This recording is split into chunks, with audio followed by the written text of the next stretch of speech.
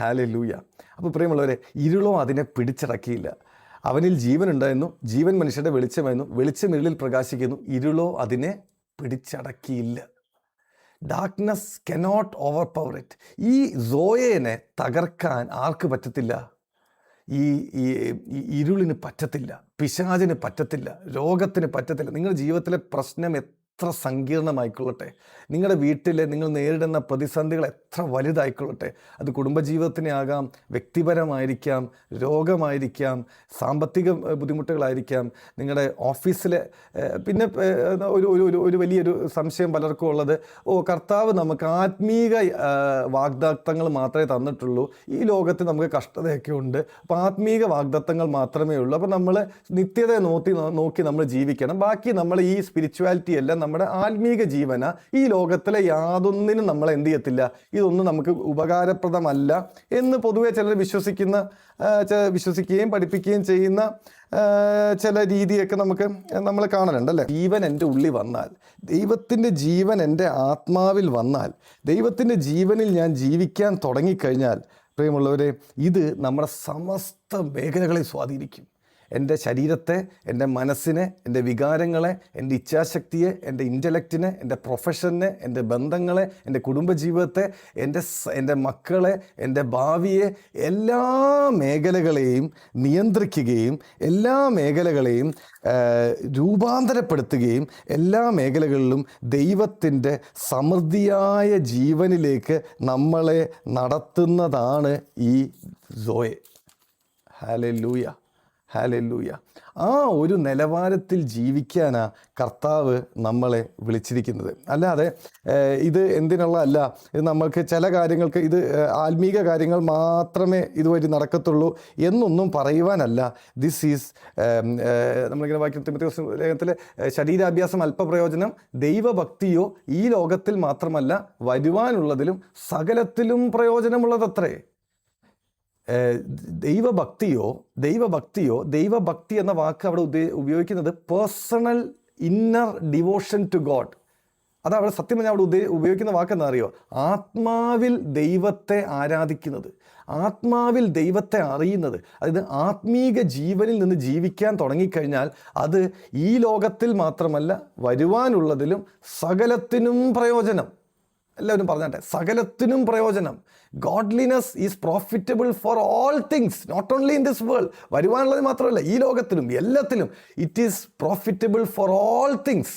സകലത്തിനും പ്രയോജനം.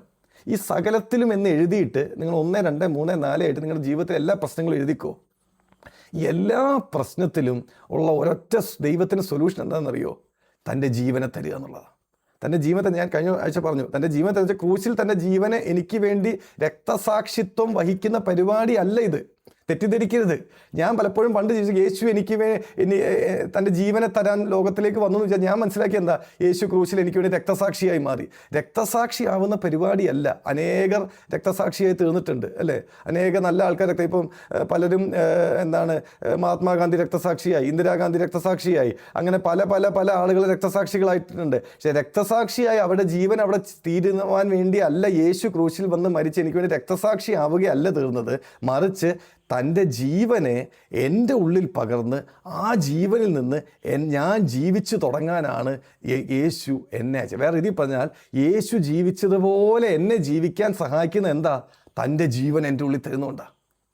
തൻ്റെ ജീവൻ എൻ്റെ ഉള്ളിൽ തരുന്നുകൊണ്ടാണ്. ഹല്ലേലൂയ. ഇതൊരു കീയ. അതായത് നമ്മൾ മനസ്സിലാക്കേണ്ടത്, നമ്മൾ പഴയ ഉടമ്പടിയെയും പുതിയ ഉടമ്പടിയെയും നമ്മൾ വ്യക്തമായി മനസ്സിലാക്കണം, തിരിച്ചറിഞ്ഞ് മനസ്സിലാക്കണം. പഴയ ഉടമ്പടി എന്താണെന്ന് വെച്ച് കഴിഞ്ഞാൽ, ദൈവം പഴയ നിയമത്തിൽ നമ്മളോട് പറഞ്ഞത് എന്താ? നമുക്കൊരു വാക്യം വായിക്കാം. പുറപ്പാട് പുസ്തകം അതിൻ്റെ 19-ാം അധ്യായം 5 മുതൽ 8 വരെയുള്ള വാക്യങ്ങൾ.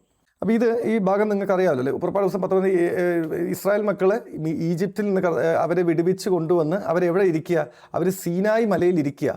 സീനായി മലയുടെ താഴ്വാരത്തിൽ ഇരുന്നിട്ട് അവർക്ക് ന്യായപ്രമാണം കൊടുക്കാൻ പോവുക, പഴയ ഉടമ്പടി സ്ഥാപിക്കാൻ പോവുക. ന്യായപ്രമാണം ഇസ്രായേൽ ജനതയ്ക്ക് കൊടുക്കാൻ പോകുന്നൊരു ഭാഗമാണ് നമ്മൾ ഈ കാണുന്നത്. അപ്പം അവിടെ യഹോവ പറയുക, ആകയാൽ 5-ാം വാക്യം, ആകയാൽ നിങ്ങൾ എൻ്റെ വാക്ക് കേട്ട് അനുസരിക്കുകയും എൻ്റെ നിയമം പ്രമാണിക്കുകയും ചെയ്താൽ നിങ്ങൾ എനിക്ക് സകല ജാതികളിലും വെച്ച് പ്രത്യേക സമ്പത്തായിരിക്കും, ഭൂമിയൊക്കെയും എനിക്കുള്ളതല്ലോ. നിങ്ങൾ എനിക്കൊരു പുരോഹിത രാജ്യത്വവും വിശുദ്ധ ജനവുമാകും. ഇവ നീ ഇസ്രായേൽ മക്കളോട് പറയേണ്ടുന്ന വചനങ്ങൾ ആകുന്നു. മോശ വന്ന് ജനത്തിൻ്റെ മൂപ്പന്മാരെ വിളിച്ചു, യഹോവ തന്നോട് കൽപ്പിച്ച ഈ വചനങ്ങളൊക്കെയും അവരെ പറഞ്ഞു കേൾപ്പിച്ചു. എന്താ ഇവിടെ പറഞ്ഞത്? ഞാൻ ഈ പറയുന്ന വാക്ക് കേട്ടനുസരിക്കുകയും എൻ്റെ നിയമം പ്രമാണിക്കുകയും ചെയ്താൽ എന്തു ചെയ്യും? ചെയ്താൽ, കണ്ടീഷണൽ ക്ലോസ് അത്. ചെയ്താൽ എന്ത് പറ്റും? നിങ്ങൾ എനിക്ക് പ്രത്യേക സമ്പത്താവും, നിങ്ങൾ എനിക്ക് രാജകീയ പുരോഹിത രാജ്യത്വവും വിശുദ്ധ ജനവുമാകും എന്ന് അവരോട് പറഞ്ഞു. അപ്പം നിങ്ങൾ ഈ വാക്കുകൾ കേട്ട് അനുസരിക്കുകയും എൻ്റെ നിയമം പ്രമാണിക്കുകയും ചെയ്താൽ നിങ്ങളുടെ ജീവിതം അനുഗ്രഹിക്കപ്പെടും. ചെയ്താൽ നിങ്ങൾക്ക് അനുഗ്രഹം ലഭിക്കും, ചെയ്തില്ലെങ്കിൽ നിങ്ങൾക്ക് ശാപം ലഭിക്കും. ഇതാണ് പഴയ ഉടമ്പടിയുടെ ഫൗണ്ടേഷൻ, പഴയ ഉടമ്പടിയുടെ അടിസ്ഥാനം. അപ്പോൾ ഇത് പറഞ്ഞപ്പം ജനം എന്ത് പറഞ്ഞു? 8-ാം വാക്യം, യഹോവ കൽപ്പിച്ചതൊക്കെയും ഞങ്ങൾ ചെയ്യും എന്ന് ജനം ഉത്തരം പറഞ്ഞു. ആ വാക്ക് ഒന്നുകൂടി വായിക്കണേ. യഹോവ കൽപ്പിച്ചതൊക്കെയും ഞങ്ങൾ ചെയ്യും. V will do. ഇംഗ്ലീഷ് അങ്ങനെ അല്ലേ? And people said that we will do. അതിന് ഞാൻ ഒന്നുകൂടി മാറ്റാം. I will do. യഹോവ ഞങ്ങളോട് കൽപ്പിച്ചതൊക്കെയും I will do. I will. അതായത് ഞാൻ ചെയ്യും. അത് വില്ല, എൻ്റെ ഇച്ഛാശക്തിയാണ്. ഞാൻ ചെയ്യുമെന്ന് പറയുന്നതാണ്. വിൽ വേർഷിപ്പാ, അത് ഞാൻ ചെയ്യുന്നതാണ്. I will do. ഇതാണ് പഴയ നിയമം, ഇതാണ് പഴയ ഉടമ്പടി. അതായത് യഹോവ ഞങ്ങളോട് കൽപ്പിച്ചതൊക്കെയും ഞങ്ങൾ ചെയ്യും. I will do. ഇത് സൂക്കയാണ്. ഇത് എൻ്റെ ബലത്തിൽ നിന്ന് ജീവിക്കുന്ന ഒരു കാര്യമാണ്, എൻ്റെ തീരുമാനത്തിൽ നിന്ന് ജീവിക്കുന്ന ഒരു കാര്യമാണ്. എന്നാൽ എന്ത് പറ്റി? ഇത് പറഞ്ഞ ജനം, നിങ്ങൾ മനസ്സിലാക്കണം, അത് ന്യായപ്രമാണം കൊടുത്ത് ജനത്തിൻ്റെ കയ്യിൽ മോശ 40 ദിവസം സീനായി മലയിൽ കയറിപ്പോയി. അവിടെ നിന്ന് യഹോവ സ്വന്തം വിരൽപ്പട കൊണ്ട് 2 കൽപ്പലകളിലായി 10 കൽപ്പനകൾ എഴുതി കൊടുത്തു. വേറെ 613 കൽപ്പനകൾ നൽകി. അങ്ങനെ 613 കൽപ്പനകളും 10 കൽപ്പനകളുമുള്ള 2 കൽപ്പനകൾ കൊടുത്ത് സ്ഥാപിച്ച പഴയ ഉടമ്പടി, ന്യായപ്രമാണം, നിയമം. ജനം എന്ത് പറഞ്ഞു? ഞങ്ങൾ ചെയ്യും. V will do, I will do എന്ന് ജനം ഏറ്റെടുത്തു. ഇത് കേട്ടിട്ട് ഇത് പറഞ്ഞ ജനം എന്ത് സംഭവിച്ചു പ്രിയമുള്ളവരെ? ഈ കൽപ്പന കയ്യിൽ കിട്ടി ഏതാനും മണിക്കൂറുകൾ കഴിഞ്ഞപ്പോഴേക്കും, അല്ലെങ്കിൽ ഏതാനും ദിവസങ്ങൾ കഴിഞ്ഞപ്പോഴേക്കും ഈ കൽപ്പനയിലെ 1-ാമത്തെയും 2-ാമത്തെയും കൽപ്പന ലംഘിച്ചു. ഞാൻ മനസ്സിലായോ? കൽപ്പന കിട്ടി ആദ്യത്തെ മണിക്കൂറിൽ, കൽപ്പന കിട്ടി ചൂടാറിയിട്ടില്ല. ഈ ദൈവം എഴുതിയ തൻ്റെ കൈവിരലിൻ്റെ അതിൻ്റെ ചൂട് മാറുന്നതിന് മുന്നേ, ഞാനല്ലാതെ അന്യദൈവങ്ങൾ നിനക്കുണ്ടാകരുത്, മേലെ താഴെ ഭൂമിയിലോ ഉള്ള യാതൊന്നിൻ്റെയും വിഗ്രഹം ഉണ്ടാക്കുക എന്നുള്ള 1-ാമത്തെയും 2-ാമത്തെയുമുള്ള 10 കൽപ്പനകളിലെ 613 കൽപ്പനകളിലെ ഏറ്റവും പ്രധാനപ്പെട്ട 2 ഗോൾഡൻ നിയമങ്ങളെ ജനം എന്ത് ചെയ്തു? ലംഘിച്ചു. ജനം കാളക്കുട്ടിയെ വാർത്തുണ്ടാക്കി. ജനം എന്ന് മാത്രമല്ല, അഹരോൻ അടക്കം കാളക്കുട്ടിയെ വാർത്തുണ്ടാക്കി. ജനം അതിനെ ആരാധിച്ചു. അപ്പം എന്ത് സംഭവിച്ചു? ന്യായപ്രമാണം കൊടുത്ത നാളുകളിൽ തന്നെ അത് കൊടുത്ത് ചൂടാറുന്നതിന് മുന്നേ ജനം എന്ത് ചെയ്തു? ഇത് അവരുടെ ഐ വിൽ ഡു, ഞങ്ങൾ ചെയ്യും എന്ന് പറഞ്ഞ ജനത്തിന് എന്തു പറ്റി? അവിടെ 3000 പേരെ അവരെ വെട്ടി വീഴ്ത്തുനിടെ, ലേവ്യർ 3000 പേരെ വെട്ടി, 3000 പേര് മരിച്ചു വീണു. ഇത് ന്യായപ്രമാണം കൊടുത്ത നാളിൽ 3000 പേര് മരിച്ചു. ഹല്ലേലൂയ. പഴയ ഉടമ്പടി ഉദ്ഘാടനം ചെയ്തത് ഇങ്ങനെയാണ്. പഴയ ഉടമ്പടി, അതായത് ഞങ്ങൾ ചെയ്യും എന്ന് പറയുന്ന ഞങ്ങളുടെ ഇച്ഛാശക്തിയിൽ ഞാൻ ചെയ്യും, ഞാൻ ജീവിക്കും, ഞാൻ പ്രവർത്തിക്കും, ഞാൻ ചെയ്യും എന്ന് പറഞ്ഞതിൻ്റെ റിസൾട്ട് എന്തായി? 1ഉം 2ഉം കൽപ്പന ആദ്യത്തെ ദിവസങ്ങൾ തന്നെ ലംഘിച്ചു, 3000 പേര് മരിച്ചു. എന്നാൽ പുതിയ ഉടമ്പടിയിലേക്ക് വരുമ്പോഴേക്കും, അപ്പോൾ ഇതിന് ശേഷം എന്ത് പറ്റി? ഇസ്രായേൽ മക്കളുടെ ചരിത്രം മുഴുവൻ നമ്മൾ നോക്കിക്കഴിഞ്ഞാൽ പരാജയത്തിൻ്റെ ചരിത്രമാണ്. ഇത് ലഭിച്ച് മാസങ്ങളായില്ല. അതിനു മുമ്പ് എന്ത് ചെയ്തു? ഇവർ വിശ്വാസമില്ലാതെ എസ്കോൾ താഴ്വരയിൽ പോയി പേടിച്ച് 40 വർഷം പിന്നെ മരുഭൂമിയിൽ അലഞ്ഞു നടക്കുക. അതായത് വാഗ്ദത്തങ്ങളിലേക്ക് പ്രവേശിക്കാൻ പറ്റാതെ, ജീവിതത്തിൽ ലക്ഷ്യമില്ലാതെ, അർത്ഥമില്ലാതെ ആ ജനത മുഴുവൻ എന്ത് ചെയ്തു? മരിച്ചു വീണു.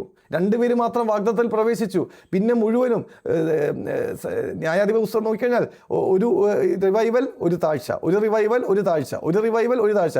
ഇതാ നമ്മുടെയും ജീവിതം. ഞാൻ ചെയ്യും എന്ന് പറഞ്ഞ് ഞാൻ ദൈവത്തെ പ്രസാദിപ്പിക്കും, ഞാൻ അനുസരിക്കും, ഞാൻ ജീവിക്കും, ദൈവത്തിൽ നിന്ന് മാറി ഞാൻ ചെയ്യും എന്ന് പറഞ്ഞ് ജീവിക്കുന്ന എല്ലാ പ്രക്രിയകളുടെയും അവസാനം ഈ റോളർ കോസ്റ്റർ റൈഡാണ്. ജീവിതം റോളർ കോസ്റ്ററാണ്. ജീവിതം ഒരു ഉയർച്ച താഴ്ചയാണ്. ഇന്ന് നല്ലതാണെങ്കിൽ നാളെ താഴെയാണ്, ഇന്ന് സ്നേഹമാണെങ്കിൽ നാളെ പ്രശ്നമാണ്. ഈ ഒരു അവസ്ഥയിലേക്ക് നമ്മൾ ജീവിക്കേണ്ടി വരും. എന്നാൽ ദൈവീക ജീവൻ എന്ന് ജീവിക്കാൻ തുടങ്ങിക്കഴിഞ്ഞാൽ വ്യത്യാസം. അപ്പോൾ ഇത് കണ്ട കർത്താവിന് ഒരു കാര്യം മനസ്സിലായി. ഈ ജനത്തെ മനസ്സിലായ ദൈവത്തിന് മുമ്പേ അറിയാം.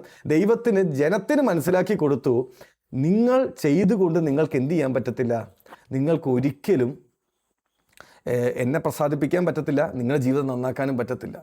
അവിടെയാണ് കർത്താവ് എന്ത് ചെയ്തത്? ജീവനെ നൽകിയത്. കർത്താവിന് മനസ്സിലായി, ഇനി ഇവരുടെ ജീവൻ കൊണ്ട് ഇവർക്ക് ജീവിക്കാൻ പറ്റത്തില്ല. ഇവരുടെ സൂക്കെ കൊണ്ട് ഇവർ ജീവിച്ചാൽ ഇവർ ഇസ്രായേൽ മക്കളുടെ ചരിത്രം പോലെ പരാജയത്തിൻ്റെ ചരിത്രമാവും, വിഗ്രഹാരാധനയുടെ ചരിത്രമാവും, പ്രോസ്റ്റിറ്റ്യൂഷൻ്റെ ചരിത്രമാവും, മറ്റ് പല രാജാക്കന്മാരുടെയും കീഴിൽ അടിമത്തം ചെയ്യേണ്ട അവസ്ഥയിലേക്ക് ഈ ജനം മാറിപ്പോകുമെന്ന് ദൈവത്തിന് മനസ്സിലായപ്പോൾ ദൈവം തീരുമാനിച്ചു, ദൈവം വെളിപ്പെടുത്തി, ഇനി ഇതല്ല എൻ്റെ പദ്ധതി വ്യത്യസ്തമാണ്. നിങ്ങൾക്ക് പറ്റത്തില്ല, ഞാൻ ചെയ്യും. നിങ്ങൾ ചെയ്യുമെന്ന് നിങ്ങൾ പുറപ്പാട് പുസ്തകം 19-8 വാക്യത്തിൽ പറയും. ഞാൻ എൻ്റെ ജീവിതം ശരിയാക്കും, ഞാൻ എൻ്റെ ജീവിതത്തിൽ പ്രശ്നങ്ങൾ പരിഹരിക്കും, ഞാൻ ചെയ്യും എന്ന് പറഞ്ഞ പുറപ്പാട് 19-8 വാക്യത്തിൻ്റെ തുടർച്ച ആയി നമ്മളെല്ലാവരും ഇന്നും അത് വിളിച്ച് പറഞ്ഞുകൊണ്ടിരിക്കുക. എന്നാൽ അവിടെ വെച്ച് കർത്താവ് പഴയ നിയമത്തിൽ ഒരു പുതിയ ഉടമ്പടിയെ സൃഷ്ടിച്ചു. അതാണ് നമ്മൾ യെഹെസ്കേലിൻ്റെ പുസ്തകം 36:26 മുതൽ 27 വരെയുള്ള വാക്യം നമ്മൾ കാണുന്നത്. നമുക്കത്, ഞാൻ നിങ്ങൾക്ക് പുതിയൊരു ഹൃദയം തരും, പുതിയൊരു ആത്മാവിനെ ഞാൻ നിങ്ങളുടെ ഉള്ളിലാക്കും, കല്ലായുള്ള ഹൃദയം ഞാൻ നിങ്ങളുടെ ജഡത്തിൽ നിന്ന് നീക്കി മാംസമായുള്ള ഹൃദയം നിങ്ങൾക്ക് തരും. ഞാൻ എൻ്റെ ആത്മാവിനെ നിങ്ങളുടെ ഉള്ളിലാക്കി നിങ്ങളെ എൻ്റെ ചട്ടങ്ങളിൽ നടക്കുമാറാക്കും, നിങ്ങളെ എൻ്റെ വിധികളെ പ്രമാണിച്ച് അനുഷ്ഠിക്കും. നിങ്ങൾ എൻ്റെ വിധികൾ പ്രമാണിച്ച്. പ്രിയമുള്ളവർ, ഈ വാക്യത്തിനൊരു പ്രത്യേകത എന്താ അറിയോ? ഇതിനെ യെഹെസ്കേൽ 36:26 പഴയ നിയമത്തിലെ പുതിയ ഉടമ്പടിയായത്. പഴയ നിയമത്തിലെ പുതിയ new covenant in the old testament ആണ് യെഹെസ്കേൽ 36:26 യെരമ്യാവ് 31 വാക്യങ്ങളും. അപ്പോൾ പഴയ ഉടമ്പടിയിലെ പുതിയ ഉടമ്പടി എന്താ? ഈ വാക്യം നിങ്ങൾ ശ്രദ്ധിക്കണേ. പുറപ്പാട് 19:8 വിടരുത്. പുറപ്പാട് 19:8 ഒരു സൈഡിൽ വെച്ചിട്ട് പുറപ്പാട് 19:8 നമ്മൾ ഐ വിൽ ഡു, ഞാൻ ചെയ്യും. ഇനി യെഹെസ്കേൽ 36:26 എത്തുമ്പം ഞാനില്ല. ഏത് ഞാനില്ല? എല്ലാം ചെയ്യുന്ന ദൈവം. ഞാൻ എൻ്റെ മോള് മുതൽ നിങ്ങൾ വായിച്ചാൽ നിങ്ങൾക്ക് മനസ്സിലാവും, അതിന് സമയമില്ല. ഞാൻ നിങ്ങളുടെ മേൽ നിർമ്മലജലം തളിക്കും, ഞാൻ നിങ്ങളുടെ സകല മലിനതയും നിർമ്മലീകരിക്കും, ഞാൻ നിങ്ങൾക്ക് പുതിയ ഹൃദയം തരും, ഞാൻ പുതിയ ആത്മാവിനെ നിങ്ങളുടെ ഉള്ളിലാക്കും, ഞാൻ നിങ്ങളുടെ കല്ലായുള്ള ഹൃദയം മാറ്റും, ഞാൻ എൻ്റെ ആത്മാവിനെ നിങ്ങളുടെ ഉള്ളിലേക്ക്. ഇത് ഞാനാണോ, ദൈവമാണോ, ഞാനാണോ? ദൈവമാണോ ചെയ്യുന്നത്, ഞാനാണോ ചെയ്യുന്നത്? പ്രിയമുള്ളവർ, ദൈവമാണ് ചെയ്യുന്നത്. ഞാൻ നിർമ്മലജലം തളിക്കും, ഞാൻ നിങ്ങളെ നിർമ്മലീകരിക്കും, ഞാൻ നിങ്ങളുടെ മലിനത മാറ്റും, ഞാൻ നിങ്ങൾക്ക് പുതിയൊരു ആത്മാവിനെ തരും, ഞാൻ നിങ്ങൾക്ക് മാംസളമായുള്ള ഹൃദയം തരും, ഞാൻ നിങ്ങളെ എൻ്റെ ആത്മാവിനെ നിങ്ങളുടെ ഉള്ളിലാക്കും, ഞാൻ നിങ്ങളെ എൻ്റെ ചട്ടങ്ങളിൽ നടക്കുമാറാക്കും. നിങ്ങൾ മനസ്സിലായി? നിങ്ങൾ എൻ്റെ ചട്ടങ്ങളിൽ നടക്കണം എന്ന് പറഞ്ഞതിന് വ്യത്യസ്തമായി ഇവിടെ പറയുന്നത് എന്താ? I will make you walk in my presence. ഞാൻ നിങ്ങളെ നടക്കുമാറാക്കും. Hallelujah, hallelujah. അത് മനസ്സിലായോ? ഞാൻ എൻ്റെ ആത്മാവിനെ ഇതിലെ യെഹെസ്കേൽ 36:26 ഓരോ വാക്യങ്ങളും നമ്മൾ പഠിക്കേണ്ടതാണ്. എന്നാലും അതിന് നമുക്ക് സമയമില്ല. എന്നാലും ഒരു കാര്യമില്ല. ഞാൻ എൻ്റെ ആത്മാവിനെ നിങ്ങളുടെ ഉള്ളിലാക്കിയിട്ട് നിങ്ങളെ എൻ്റെ ചട്ടങ്ങളിൽ നടക്കുമാറാക്കും. നിങ്ങൾ നടക്കണം എന്നല്ല കർത്താവ്. പുതിയ ഉടമ്പടി, പുതിയ നിയമത്തിൽ യേശു സ്വന്തം രക്തത്താൽ സ്ഥാപിച്ച ജീവൻ്റെ പുതുവഴിയുടെ പ്രത്യേകത എന്താണെന്നറിയോ? ജീവൻ്റെ പുതുവഴിയുടെ പ്രത്യേകത എന്താ? അവനിൽ ജീവൻ ഉണ്ടായിരുന്നു, ജീവൻ മനുഷ്യരെ വെളിച്ചം. ഈ ജീവൻ എന്നെ അവൻ്റെ വഴികളിൽ നടക്കുമാറാക്കും. ഹീ വിൽ മേക്ക് മീ വാക്ക്. ജനം പരാജയപ്പെട്ടു, വിഗ്രഹാരാധനയിൽ പോയി, അടിമത്തത്തിൽ പോയി, നഷ്ടപ്പെട്ടു, മക്കൾ നഷ്ടപ്പെട്ടു, ഭാര്യമാർ നഷ്ടപ്പെട്ടു, ഗർഭിണികൾ വെട്ടിവീഴ്ത്തി, ഇതെല്ലാം സംഭവിച്ച ശാപത്തിന് കീഴിലായി. എന്നാൽ അതിൽ നിന്ന് വ്യത്യസ്തമായി ഇനി നടക്കാൻ പോകുന്നതറിയോ? ഞാൻ ചെയ്യിക്കും. ഹൃദയം തരും, ഞാൻ പുതിയ ആത്മാവിനെ തരും, ഞാൻ എൻ്റെ ആത്മാവിനെ നിങ്ങളുടെ ഉള്ളിലാക്കും, ഞാൻ കല്ലായുള്ള ഹൃദയം പറ്റി മാംസളമായുള്ള ഹൃദയം തരും. ഇവിടെ മനുഷ്യനില്ല, ഇവിടെ എല്ലാം ദൈവമാണ്. ഇവിടെ എല്ലാം ദൈവമാണ്. അവൻ്റെ ജീവനാ, അവൻ്റെ സോയയാ. ഹല്ലേലൂയ. അതായത് പുതിയ നിയമത്തിൽ എന്താ സംഭവിക്കുന്നത്? ദൈവം തൻ്റെ ആത്മാവിനെ എൻ്റെ ഉള്ളിലാക്കി എന്നെ അവൻ്റെ ചട്ടങ്ങളിൽ നടക്കുമാറാക്കും. He will make me walk in his precepts. അവൻ ചെയ്യുന്നതാ. അവൻ്റെ ജീവനിലൊന്ന് വിട്ടുകൊടുക്കുക, ആത്മാവിൻ്റെ ജീവനിൽ വിട്ടു. ഒറ്റ വാക്യം കൊണ്ട് വായിച്ചാൽ ഇത് വിടല്ലേ, എസ്കേൽ 36, 26, 27 വിടരുത്. റോമർ 8:2 വായിക്കാം. റോമർ 8:2 ഞങ്ങൾ ചർച്ചയിൽ ഞങ്ങൾ എപ്പോഴും പറയുന്ന വാക്യം, എല്ലാവർക്കും അറിയാവുന്ന വാക്യമാണ്. റോമർ 8:2 ജീവൻ്റെ ആത്മാവിൻ്റെ പ്രമാണം പാപത്തിൻ്റെയും മരണത്തിൻ്റെയും പ്രമാണത്തിൽ നിന്ന് ക്രിസ്തുയേശുവിൽ ഞങ്ങൾക്ക് സ്വാതന്ത്ര്യം വരുത്തിയിരിക്കുന്നു. അത് ജീവൻ്റെ ആത്മാവ്. നമ്മളെന്താ നേരത്തെ വേണ്ടേ? ജീവൻ്റെ വചനം, ജീവൻ്റെ ആത്മാവ്, ജീവൻ്റെ ജലം, ജീവൻ്റെ അപ്പം. ബൈബിളിലെല്ലാം സോയയാ, എല്ലാം ജീവനാ, എല്ലാം അവൻ്റെ ജീവനാൽ നിറയ. ഹല്ലേലൂയ. നിത്യജീവനാ, തകർക്കാൻ പറ്റാത്ത ജീവനാ. ജീവൻ്റെ ആത്മാവ് നമ്മുടെ ഉള്ളിൽ വന്നാൽ എന്ത് സംഭവിക്കുന്നറിയോ? പാപത്തെ തകർക്കും. ജീവൻ്റെ ആത്മാവ് എൻ്റെ ഉള്ളിൽ വന്നാൽ മരണത്തെ തകർക്കും. ജീവൻ്റെ ആത്മാവ് എൻ്റെ ഉള്ളിൽ വന്നാൽ രോഗത്തെ തകർക്കും. ജീവൻ്റെ ആത്മാവ് എൻ്റെ ഉള്ളിൽ വന്നാൽ എൻ്റെ കുടുംബ തകർച്ചയെ തകർക്കും. ജീവൻ്റെ ആത്മാവ് എൻ്റെ ഉള്ളിൽ വന്നാൽ എൻ്റെ മക്കളെ കർത്താവിൻ്റെ മഹത്വത്തിലേക്ക് നടത്തും. ജീവൻ്റെ ആത്മാവ് എൻ്റെ ഉള്ളിൽ വന്നാൽ എൻ്റെ ജീവിതത്തിൽ അവൻ്റെ ജീവനാൽ നിറയപ്പെടും, അവൻ്റെ ശക്തിയാൽ നിറയപ്പെടും. ഇരുളിന് അവിടെ സ്ഥാനമില്ല, ഇരുളവ അതിനെ പിടിച്ചടക്കത്തില്ല. ഇരുളിൽ പ്രകാശിക്കുന്നതാ ജീവൻ. സോയെ ഇരുളിനെ തകർക്കുന്നതാ. എൻ്റെ ജീവിതത്തിൽ എല്ലാ ഇരുളിനെ തകർക്കുന്നത് ഞാനല്ല, ദൈവത്തിൻ്റെ ജീവനാ. ഈ ജീവൻ കൊണ്ടുവരുന്നത് ആരാ? ജീവൻ്റെ ആത്മാവാ. ഈ ജീവൻ കൊണ്ടുവരുന്നത് ആരാ? ജീവൻ്റെ വചനവാ. അതായത് ന്യൂമ സോയെ, ലോഗോസ് സോയെ. ലോഗോസ് വചനമായ യേശു ജീവനെ കൊണ്ടുവരും. ആത്മാവായ പരിശുദ്ധാത്മാവ് ജീവനെ കൊണ്ടുവരും. അതായത് ഞാൻ പരിശുദ്ധാത്മാവ് എൻ്റെ ആത്മാവിൽ വരുമ്പോൾ ഈ ദൈവീക ജീവൻ എൻ്റെ ആത്മാവിൽ വന്നു. പരിശുദ്ധാത്മാവ് എൻ്റെ ആത്മാവിൽ വരുമ്പോൾ ഈ ആത്മാവിൽ ഞാൻ ജീവിക്കാൻ തുടങ്ങുമ്പം ഇത് എന്നിൽ എന്ത് വന്നു? ദൈവീക ജീവൻ വന്നു, സോയെ വന്നു. അത് ഇരുളിനെ തകർക്കും, പാപത്തെ തകർക്കും, എൻ്റെ ജീവിതത്തെ സകല നെഗറ്റിവിറ്റീസിനെ തകർക്കും. ഇത് സമൃദ്ധമായ ജീവനിലേക്ക് എന്നെ നടത്തും, അബണ്ടൻ്റ് ലൈഫിലേക്ക് എന്നെ നടത്തും. പ്രിയമുള്ളവരെ, കർത്താവ് നമ്മളെ ഇനി വീണ്ടും നിങ്ങൾ ചെയ്യും, I will do, V will do, ഞങ്ങൾ ചെയ്യും, നിങ്ങൾ ചെയ്യും, ഞങ്ങൾ ചെയ്യണം, നിങ്ങൾ ചെയ്യണം എന്നുള്ളത് ന്യായപ്രമാണത്തിലൂടെ ജനത്തിന് സാധിക്കയില്ല എന്ന് ദൈവം ലോകത്തിന് വ്യക്തമായി പഠിപ്പിച്ചു കൊടുത്തു. ഇനിയും ദൈവം അത് ചെയ്യാനല്ല വന്നിരിക്കുന്നത്.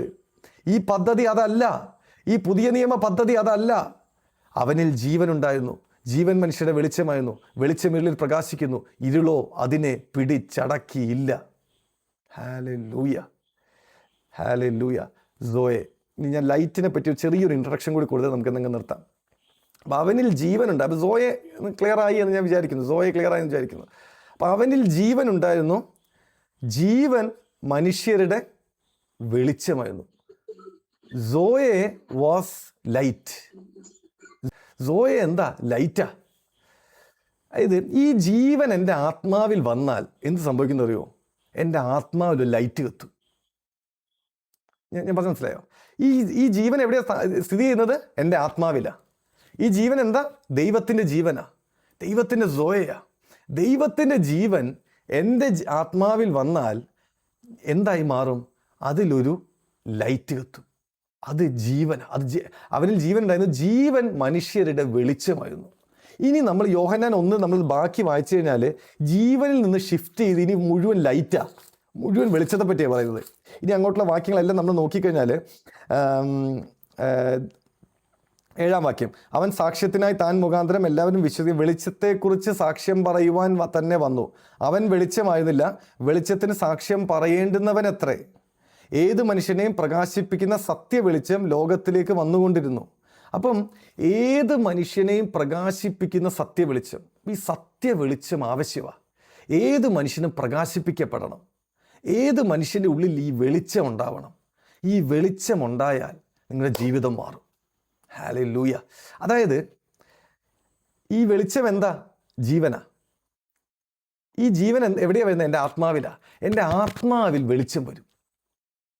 എൻ്റെ ആത്മാവിൽ വെളിച്ചം വന്നാൽ, ഹല്ലേലൂയ, എൻ്റെ ആത്മാവിൽ ഒരു ബൾബ് കത്തിയാൽ, ഇപ്പം നമുക്ക് ആത്മാവ് ഉണ്ടോ എന്ന് നമുക്കറിയത്തില്ല, അല്ലേ? നമ്മളെല്ലാവരുടെയും ജീവിതം അങ്ങനെ. നമ്മളെല്ലാവരും നമ്മുടെ ബുദ്ധി കൊണ്ട് ജീവിക്കും, ശക്തി കൊണ്ട് ജീവിക്കും, ഇച്ഛാശക്തി കൊണ്ട് ജീവിക്കും. ഇതൊക്കെ നമ്മുടെ ലൈഫ് സ്റ്റൈൽ അങ്ങനെയാണ്. പക്ഷേ നമ്മളിനി എവിടെ നിന്നാണ് ജീവിക്കാൻ പോകുന്നത്? ആത്മാവിൽ നിന്നാണ്. പക്ഷെ ആത്മാവിനെ നമ്മൾ കണ്ടിട്ടുണ്ടോ? ഇല്ല. ആത്മാവിനെ നമുക്ക് അറിയോ? ഇല്ല. ആത്മാവിന് നമുക്ക് പരിചയമുണ്ടോ? ഇല്ല. ആത്മാവിന് എന്തെങ്കിലും ആത്മാവിന് കണ്ണുണ്ടോ? അറിയത്തില്ല. ആത്മാവിന് ചെവിയുണ്ടോ? അറിയത്തില്ല. ആത്മാവിന് സെൻസസ് ഉണ്ടോ? അറിയത്തില്ല. ആത്മാവിന് ഇന്ദ്രിയങ്ങളുണ്ടോ? അറിയത്തില്ല. ആത്മാവിനെ പറ്റി നമുക്കൊന്നും അറിയത്തില്ല. പക്ഷേ ജീവൻ വന്നാൽ ആത്മാവിൽ, നേരത്തെ നമ്മൾ ലൈറ്റ് പോയി, അല്ലേ? അരമണിക്കൂർ ലൈറ്റ് ഉണ്ടായിരുന്നില്ല. അപ്പോൾ ചെറിയ ബൾബിലാണ് നമ്മൾ കണ്ടത്. എന്നാൽ ഇപ്പോൾ എന്ത് പറ്റി? പ്രകാശപൂരിതമായി. നിങ്ങൾക്ക് ഈ റൂം മുഴുവൻ കാണാം, എന്നെ കാണാൻ നല്ലോണം. അപ്പോൾ വെളിച്ചം വന്നാൽ ജീവിതത്തിൽ എല്ലാം ക്ലാരിറ്റിയാണ്. ജീവിതത്തെ നമുക്ക് ശരിയായി അറിയാൻ പറ്റും. ലോകത്തെ അറിയാൻ പറ്റും. വ്യക്തികളെ അറിയാൻ പറ്റും. പ്രശ്നങ്ങളെ അറിയാൻ പറ്റും. പ്രതിസന്ധികളുടെ ഉത്തരം നമുക്ക് അറിയാൻ പറ്റും. നമ്മുടെ ജീവിതത്തിലെ കുഴയ്ക്കുന്ന ചോദ്യങ്ങളുടെ ഉത്തരം നമുക്ക് അറിയാൻ പറ്റും. എങ്ങനെ പ്രശ്നങ്ങൾ ശരിയാക്കണം നമുക്ക് അറിയാൻ പറ്റും. അതിനെന്ത് ചെയ്യണം? ആത്മാവിലൊരു ലൈറ്റ് കത്തണം. ആത്മാവിലൊരു ലൈറ്റ് കത്തണം. ആത്മാവിൽ ഈ വെളിച്ചം വന്നാൽ, ഹല്ലേലൂയ, നമ്മുടെ ജീവിതം പ്രകാശപൂരിതമായി മാറും. പ്രകാശപൂരിതമായി മാറും. നമുക്ക് അടുത്ത ആഴ്ച നമുക്ക് ചിന്തിക്കാം, എന്താണ് ലൈറ്റ്. അപ്പോൾ നമ്മൾ കണ്ടു, ലോഗോസ്, ലൈഫ്, ലൈറ്റ്. വചനം, ജീവൻ, വെളിച്ചം. അപ്പം ജീവനിൽ നിന്ന് ജീവിക്കാൻ തുടങ്ങിയാൽ, ആത്മാവിൻ്റെ സോയെന്ന് ജീവിക്കാൻ തുടങ്ങിയാൽ എന്തു പറ്റും? ലൈറ്റ് നമ്മുടെ ആത്മാവിൽ വരും. ആത്മാവിനെ നിങ്ങൾ കണ്ടു തുടങ്ങും. ആത്മലോകത്തെ കണ്ടു തുടങ്ങും. ആത്മീക യാഥാർത്ഥ്യങ്ങൾ അനുഭവിച്ചു തുടങ്ങും. ആത്മീക സത്യങ്ങളെ ഗ്രഹിച്ചു തുടങ്ങും. സ്വർഗീയ യാഥാർത്ഥ്യങ്ങളെ കണ്ടു തുടങ്ങും. അതുകൊണ്ടാണ് 1 യോഹന്നാൻ 1:1 അത് ആദ്യം മുതലുള്ളതും ഞങ്ങൾ കണ്ടതും ഞങ്ങളുടെ കൈ തൊട്ടതും ഞങ്ങൾ അനുഭവിച്ചതുമായ ജീവൻ്റെ വചനം. ആത്മാവിൽ ഇതെല്ലാം കണ്ടു തുടങ്ങും. ആത്മാവ് ആക്റ്റീവാവും. ഇതാണ് ലൈറ്റ്.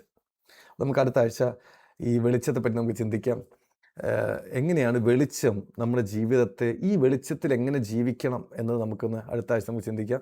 എല്ലാവരും യോഹന്നാൻ സുവിശേഷം 1-ാം അധ്യായം 1 മുതൽ 18 വരെയുള്ള വാക്യങ്ങൾ പലയാവർത്തി വായിക്കുക. Bible has to be reread. വചനം നമ്മൾ വീണ്ടും വീണ്ടും വായിക്കണം. അതിനെപ്പറ്റി ചിന്തിക്കണം. ദൈവം തന്ന വെളിച്ചത്തിലൂടെ നമ്മൾ അതിനെ മനസ്സിലാക്കണം. നമ്മുടെ ജീവിതത്തെ രൂപാന്തരപ്പെടുത്തുന്നത് അവൻ്റെ വചനമാണ്.